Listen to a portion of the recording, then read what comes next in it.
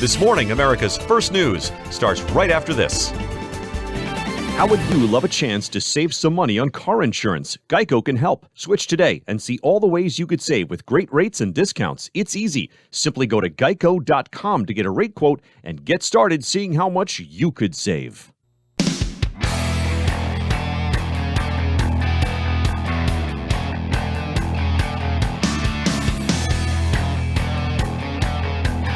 From Compass Media Networks, this is America's First News.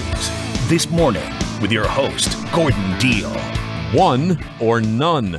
Good morning, I'm Gordon Deal, along with Dom Savino, in for Jennifer Kashenka on this Friday, December 9th. Glad you could be with us. And here's what we have for you this hour. U.S. officials say securing the release of Paul Whelan from Russia was not possible because only basketball star Britney Griner was part of prisoner swap discussions. The House has passed a bill that protects same-sex marriage. President Biden is expected to sign it. We'll have reaction. Entertainment news, Rams over the Raiders in Thursday Night Football. World Cup resumes today, and Trevor Noah bids farewell to The Daily Show. And the struggle for millions of Americans suffering from long COVID. Up to 30% of Americans who get COVID have developed long-haul symptoms, and that can be really anything from extreme fatigue, brain fog, headaches, noise sensitivity. There are a lot of symptoms that are affecting as many as 23 million Americans. Jessica Dickler at CNBC on defining long COVID and how it's treated by the healthcare system.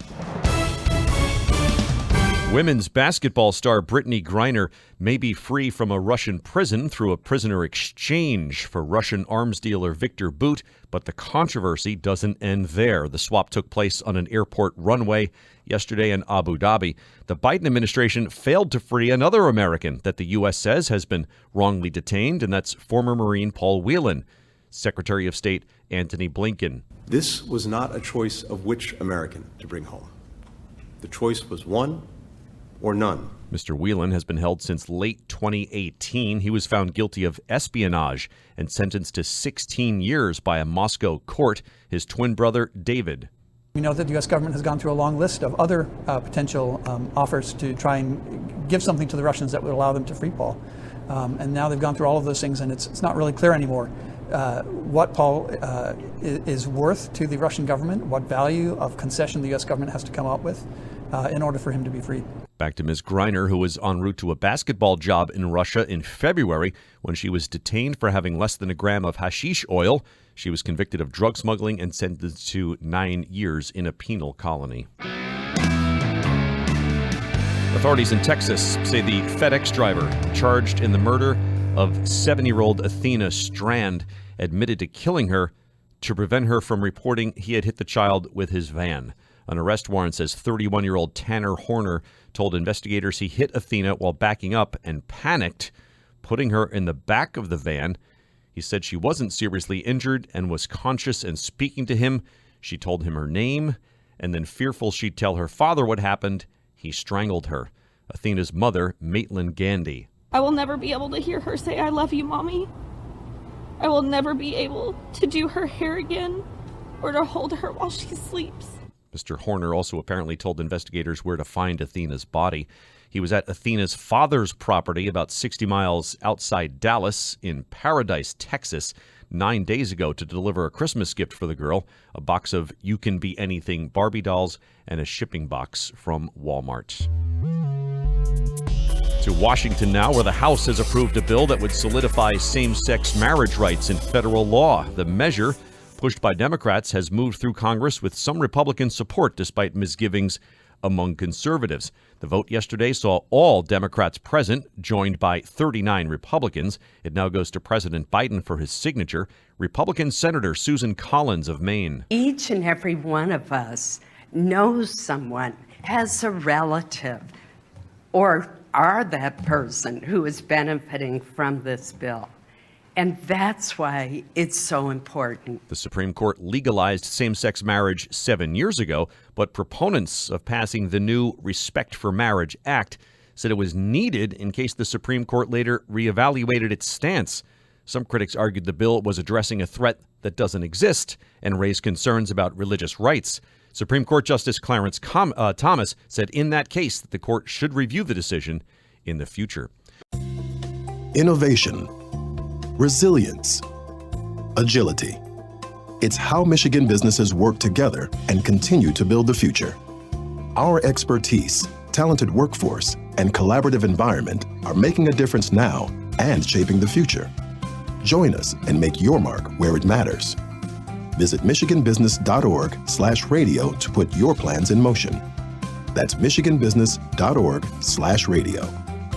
Thanks for spending time with us. Welcome into Friday. Incumbent Senator Raphael Warnock's victory in Georgia's runoff Senate election on Tuesday cemented the state's status as one of the few battlegrounds of the 2024 presidential election. In addition, Aaron Zittner at the Wall Street Journal says it underscored the risk the Republican Party runs by embracing former President Trump and his endorsed candidates. Aaron, explain.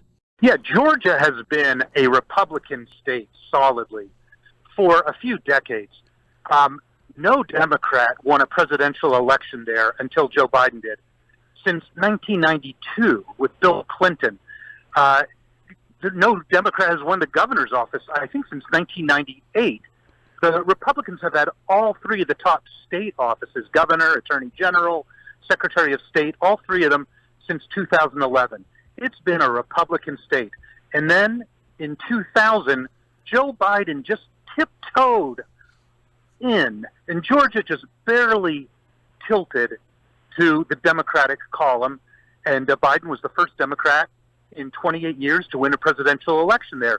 Since then, Democrats have won three other statewide elections. They won the two Senate runoff elections. John Ossoff and Raphael Warnock elected to the Senate in early 2021, if you remember that exciting special election, which gave Democrats control of the Senate. And now Raphael Warnock has won a full term. So this is a state that's gone from red to purple, and there's a pathway for Republicans to win and a pathway for Democrats to win. To your point, somebody was saying there's an argument to be made that Georgia is still red. How so?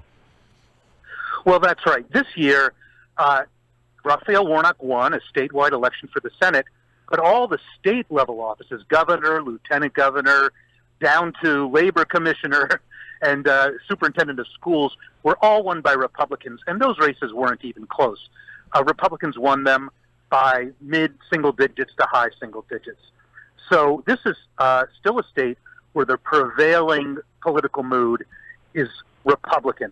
But it will be one of the battlegrounds in 2024. There is no doubt, because Democrats have shown that they can win there, and you're going to see millions and millions of dollars go into that state in 2024 in the presidential contest, because it gives Democrats an opportunity to open up and, to retain Georgia as part of their pathway to a win in the Electoral College.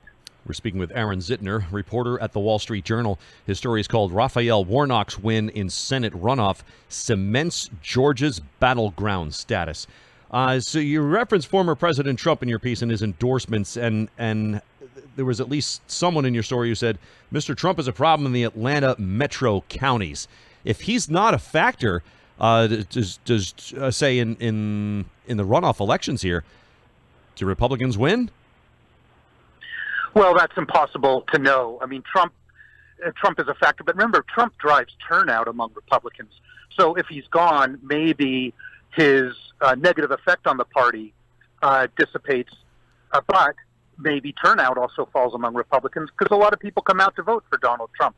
But there's another factor, Gordon, that's really important here, and that's the force of diversity.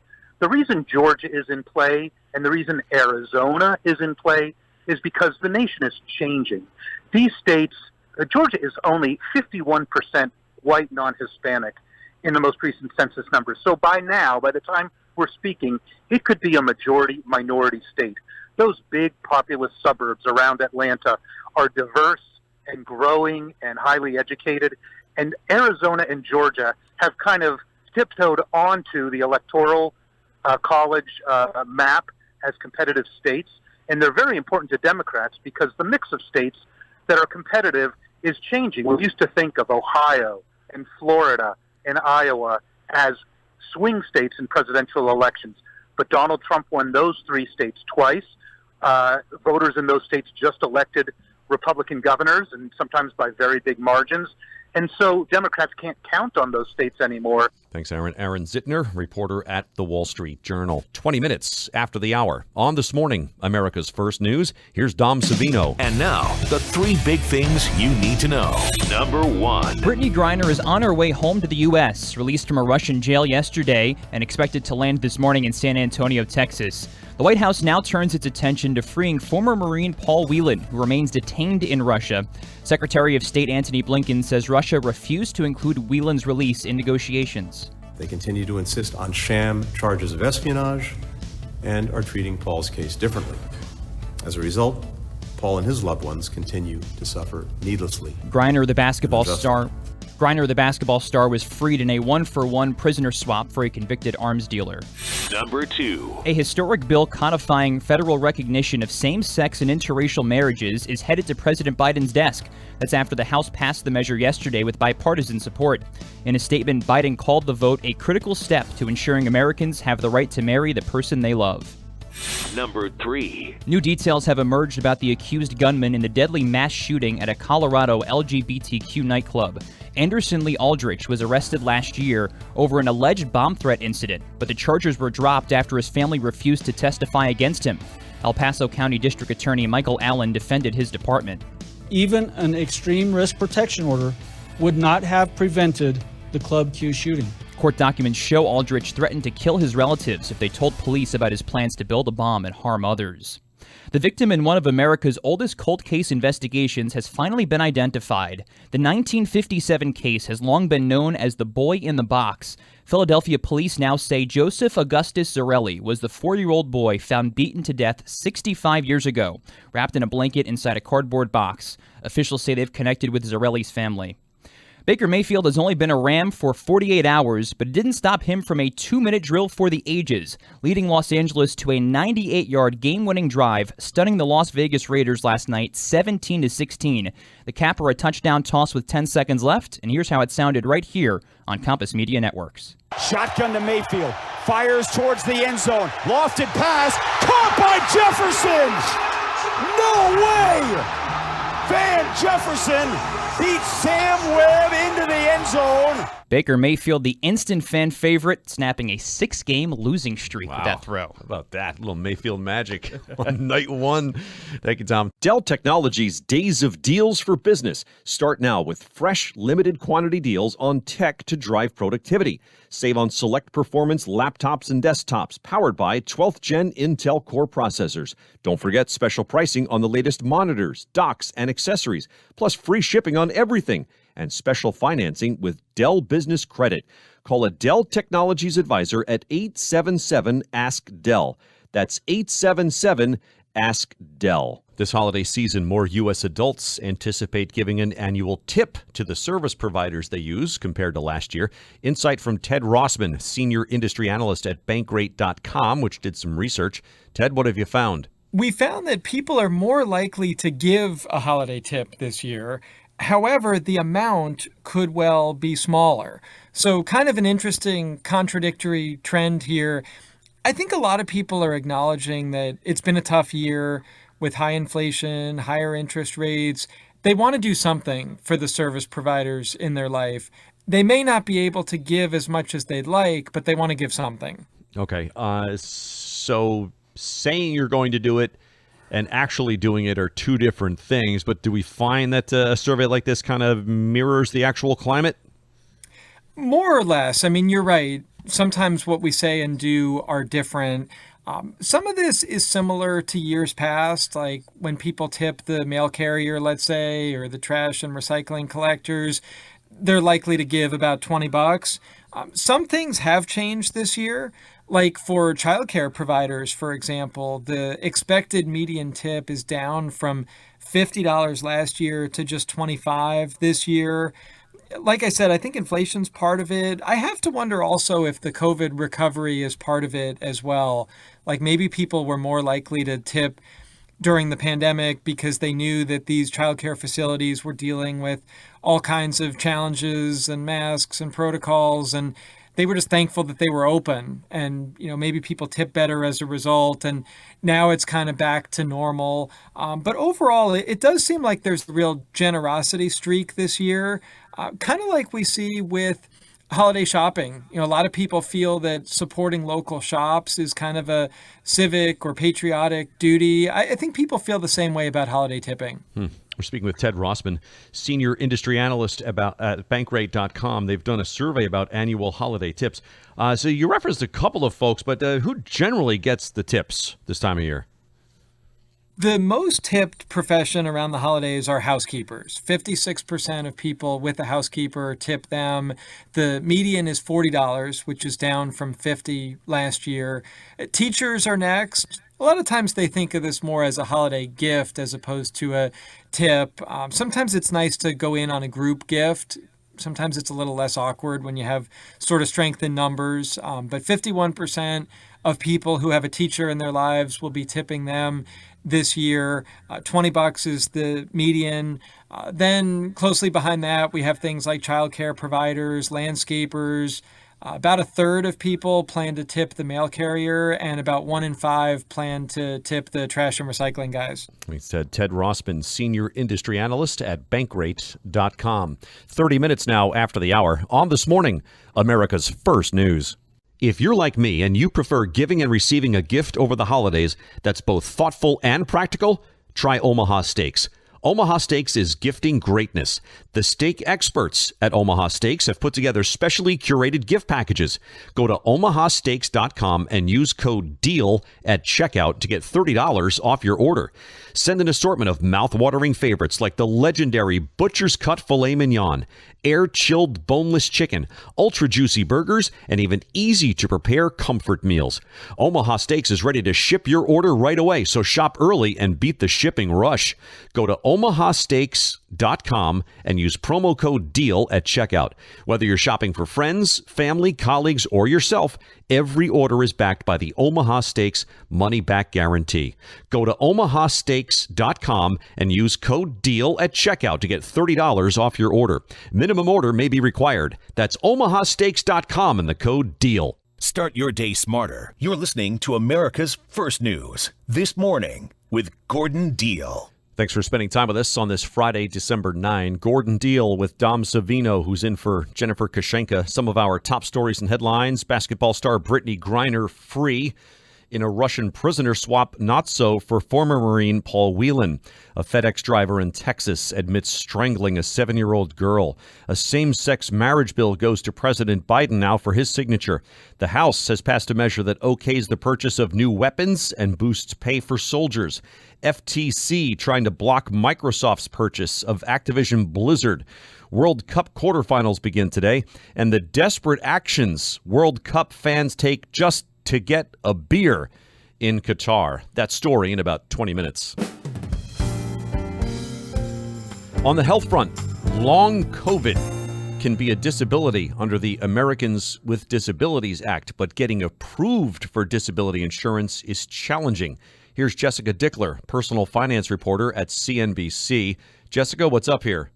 Okay, so we did a bit of a deep dive, and there's some new reporting out from the Department of Health and Human Services on long COVID, and it's still a little bit elusive, but what the DHHS said was that up to 30% of Americans who get COVID have developed long-haul symptoms, and that can be really anything from extreme fatigue, brain fog, headaches, noise sensitivity.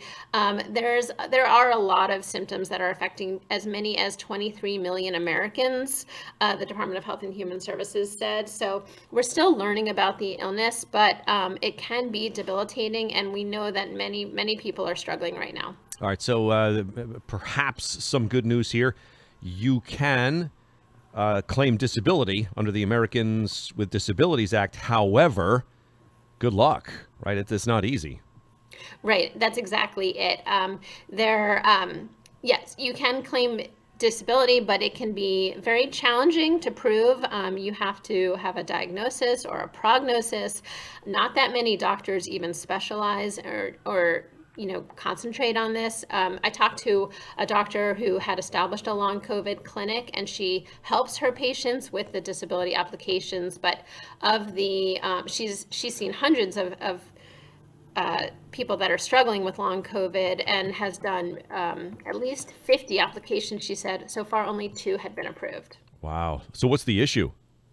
So the issue, well, I spoke with the Department of Social Security, and what they said was that it's just a little bit difficult because you need a person must have a medical condition or a combination of conditions that prevents that person from working and is expected to last at least 1 year. And we don't really know that much about the long-term implications, so that's tricky. And of course, you need a doctor to sign off on all of this. And when you have headaches or extreme fatigue, it's just difficult to measure and hard to prove. We're speaking with Jessica Dickler, personal finance reporter at CNBC. Her story is called Long COVID Patients Share Their Struggle with Ongoing Symptoms and the Healthcare System. All right, you profiled in your piece this 35-year-old Michael Bryant, I believe from the San Antonio, Texas area. What's he going through? Yes, we spoke. He has worked in the financial industry for many years, and he got COVID in 2020, and then he said he just never really got better. He has long-term symptoms like extreme fatigue, some of the other symptoms that I mentioned earlier, and it's been really hard for him to work full time. He's currently on unpaid leave, which is something very few people can, afford or maintain, including him. So that's just something that he's struggling with. He has applied for disability insurance, and he has been denied. So he is in that appeals process. Boy, he made a really powerful statement, too. In your piece, he said, I don't really have a life at this point. Well, right. I mean, this is a father of 2 who's married and, on unpaid leave from his employer. He's just trying to get through the day and manage his symptoms. Of course, it's a major financial struggle as well. And it's hard to talk to these patients and hear their stories. Boy, I always think when I read stories like this, I thought, well, somebody's got long COVID. They certainly must have something else going on. That's not necessarily the case. And you talk to this woman, she's 49 years old, Jennifer Ramey. What's she going through? Right. I mean, this was so interesting because she had been super healthy before she got COVID in 2020. She ran half marathons, climbed mountains, was in great shape, very active. And she said she, since then, suffers from brain fog, anxiety, extreme fatigue. She was a nurse, and she was telling me that she really couldn't even make it home from work. It was a 7-mile drive, and she would pull over and take a nap in a parking lot. How about that? Jessica Dickler, personal finance reporter at CNBC. By the way, Los Angeles County says it's holding off on issuing an indoor mask mandate amid rising COVID cases and hospitalizations. But the public health director left the option of a mask mandate on the table, but if and only if 10% of county hospital beds are filled with COVID patients. Today's Mic Drop is brought to you by Dell. For your small business needs, call a Dell Technologies advisor today at 877-ASK-DELL. Hey, thanks for being with us. Welcome into Friday. It is time now for the Mic Drop with this morning's Mike Gavin. Good morning. Well, you've no doubt heard a joke or 10 that starts with a guy walks into a bar. Florida now has its own version that starts with an iguana walks into a power substation. What followed was no joke for residents of Lake Worth Beach who lost power this week after what they called a large-scale outage. The city said the outage was caused by an iguana that wandered into a substation Wednesday and came into contact with equipment. Thankfully, power was restored to residents later the same day. Not only was the iguana not welcome in the power station, they aren't really in Florida either, where the green iguanas are considered an invasive species shipped in from Central and South America and some Caribbean islands. Yeah, but they're everywhere. Yes, I know they're not welcome, but they're everywhere. Yeah. I mean, we've sort of lost the ship has sailed when it comes to getting rid of the iguanas at this point. Yeah. So when this happened, you said the iguana came into contact with the equipment. Yes. Is that like public official speak for an iguana chewed a key wire?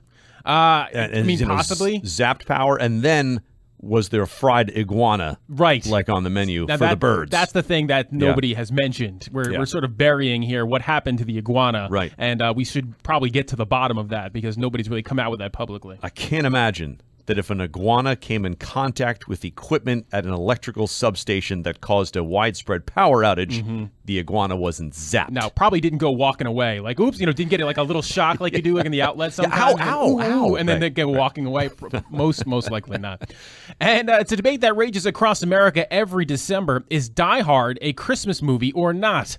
And as the years have passed, it seems the sentiment to include the 1988 action blockbuster alongside other holiday classics like A Christmas Story and Home Alone has only grown. So much so, in fact, that by at least one metric, Die Hard may be the most popular Christmas movie in America. This is all according to Playstar, which by day is an online gambling site that has decided this year to delve into Google Trends data to determine, among other things, the favorite Christmas movie in each state. And Die Hard came out on top in 8 of them, by far the most, including Florida, Louisiana, Kansas, and Virginia. Other popular movies were Home Alone and Edward Scissorhands with 4 states each. Elf and Christmas with the Cranks were next on the list. Google Trends data also showed which states are feeling most festive, with Indiana coming out on top, which is fitting since there's a town called Santa Claus located there. So Die Hard. Yeah. 1988. Yes. At that time, I was very busy avoiding college homework. Yes. I'm not. Is there a Christmas reference in Die Hard? Well, it happens on Christmas Eve. Oh, the entire okay. story takes place. You're the wrong one to have this discussion with. Yeah, obviously. absolutely. No, it takes place on Christmas Eve, and then at the end there's a Christmas music that plays throughout the movie, and then sort of it wraps up with a big Christmas song. So that's why people consider it a Christmas movie. So 2 things: I either don't remember that, or I simply do not know it. It's the funny thing is, I don't remember people making a big deal about it being a Christmas movie until, I don't know, maybe 10 years ago, 15 years ago. And then there was this groundswell of movement to start including it in with the rest of the Christmas movies. My kids even this year said they want to watch Die Hard because they have to watch all the Christmas movies. And they're including Die Hard, just by the 14 and 10-year-old, they're including Die Hard as a movie they have to watch as part of the Christmas movie experience. For me and for our family, it's A Christmas Story. Yes. And this year, I guess there's A Christmas Story Christmas, the follow-up. This is Ralphie's Kids. Right. Right. Yes, my kids said that was good. I haven't seen it yet, but they enjoyed it. It's on our short list.